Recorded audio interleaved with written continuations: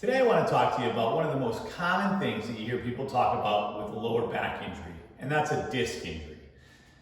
You see, people throw around the term disc herniation or disc bulge all the time, and we really get worried about that, but I'm going to show you why you really don't have to. You see, the spine looks like this, and each vertebrae is a solid piece of bone with basically a jelly donut or a cushion in between. It's got a thicker outer layer and a soft, squishy inner layer to it.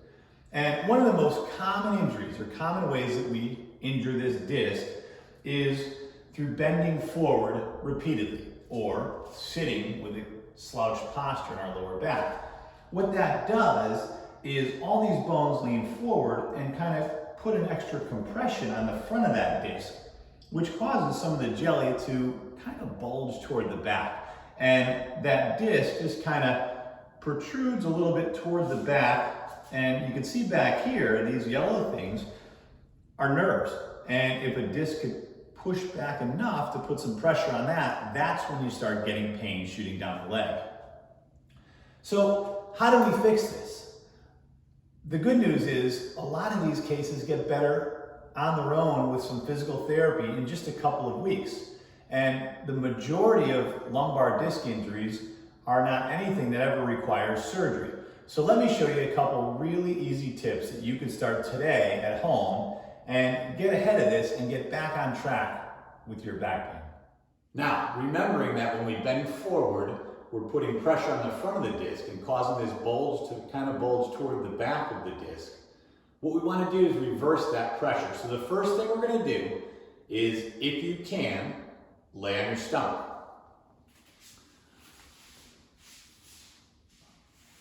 Now for some of you, this may be plenty of a stretch for your lower back disc already. And make sure it's not increasing your pain, but kind of hang on there. It might be a little bit uncomfortable at first. And see what you can do. If laying down is okay for you, try laying on your elbows. Hang out like this for 2 or 3 minutes. And just let your back relax and let it extend. So again, we're reversing that pressure from the forward bending pressure that we put on. If this is a good enough stretch for you, leave it at that. If you get to a point where you feel like you could do more, the next stretch is to put your hands on the floor and press up. And here what you're looking to do is keep your waist down and really extend through your back. Hold this for 10 seconds and then come back down. And then repeat.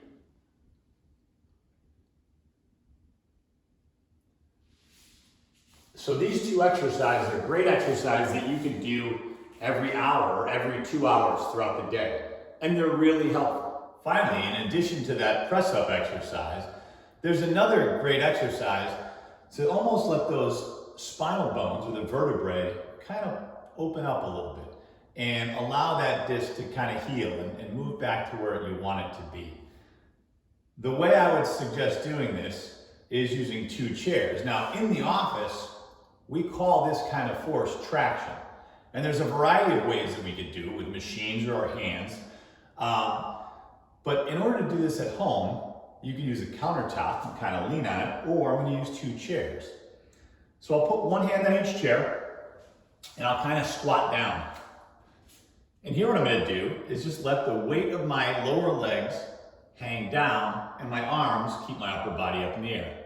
You know, make sure you're strong enough to hold this position, but just kind of hang out like this. And what you're doing is allowing your lower back to just get a little bit of a stretch. So if you find this helpful and it reduces some of your back pain, give it a try. In doing it, I would probably hold about a minute or 2 minutes at first, and that's it. You could go a little longer as you progress and feel more comfortable with it, but start with a minute. So again, these lower back disc injuries are very common, and they're most likely from bending forward over repeated amounts of time. And they're typically happening in people between the ages of 35 and 55. So if you feel like your back pain or pain shooting down the back of your leg is a result of a lumbar disc injury, then give these exercises a shot. They're a great place to start. If you have any more specific questions, let me know. I'd be happy to meet with you and do a consultation over telehealth to provide you some virtual information and feedback in terms of my thoughts on your pain and where the best starting point for you would be. Thanks.